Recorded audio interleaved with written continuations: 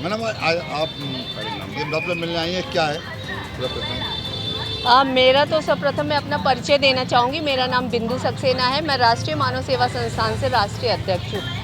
हमारे जैसे कि सभी को पता है कि रविंद्र कुमार जी जा चुके हैं और श्री अविनाश सिंह जी आ चुके हैं, तो सर्वप्रथम तो हमारा संगठन उनके हार्दिक अभिनंदन और बरेली शहर में स्वागत के लिए आया था। साथ ही साथ अभी परसों की जो हमारी कश्मीर के पहलगाम में घटना हुई है, वो अत्यंत ही हृदय विदारक थी और कायरतापूर्ण घटना कही जाएगी। उसके भी संदर्भ में हमारी संगठन राष्ट्रीय मानव सेवा संस्थान बिल्कुल शांतिपूर्ण तरीके से अपनी बात माननीय मोदी जी तक पहुंचाना चाहती है, क्योंकि वहाँ पे उन्होंने यही कहा कि मुस्लिम हो, अगर बोला नहीं कलमा पढ़ के सुनाओ, नहीं, और गोलियां चल गई। तो शायद हम में से किसी के परिवार का ना तो वहाँ कोई बेटा था, ना बेटी थी, ना बहू थी, ना कोई था, लेकिन अगर वही गोली शायद हमारे किसी परिवार को लगती तो शायद हमें ज़्यादा दुख होता। तो अगर मैं यहाँ अगर ये आप लोगों से बोलूँ कि हाँ हिंदू खतरे में है, तो शायद कोई ना कोई मुझ पे उंगलियां उठाएगा कि आरएसएस की है या संघी है।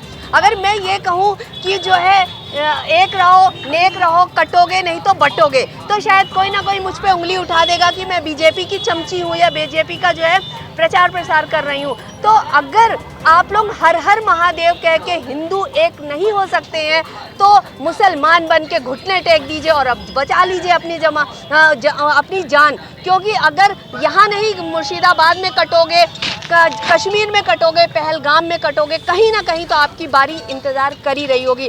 तो मेरा सिर्फ यही अपील है, क्योंकि उस बेटी पल्लवी को जब उसके पति को उसके घर आंखों के सामने मारा गया और उसने जब कहा कि मुझे भी मार दो, तो ये हुआ कि नहीं, तुझे मारेंगे नहीं, तू जा और अपने देश के प्रधानमंत्री से बोल कि मैंने उनके देश की बेटी को विधवा किया है। तो मैं यही कहना चाहती हूँ मोदी जी से कि जिस देश का प्रधानमंत्री होता है या जिस देश का राजा होता है, वो पालक होता है, जनता उसकी पिता की तरह होती है। तो हमारे मोदी जी आज अर्जुन है, हम अर्जुन की संतानें हैं। अगर हमारा पिता अर्जुन है तो हम अभिमन्यु बन के मरेंगे क्या? तो मेरी शांतिपूर्ण तरीके से है कि जब हम 1965 में एक मुट्ठी भर हिंदू थे और आज़ाद भी नहीं हुए थे, तब हम लाहौर में घुस के मार के आए थे। तो आज किस चीज़ का इंतज़ार कर रहे हैं? जय हिंद, जय भारत।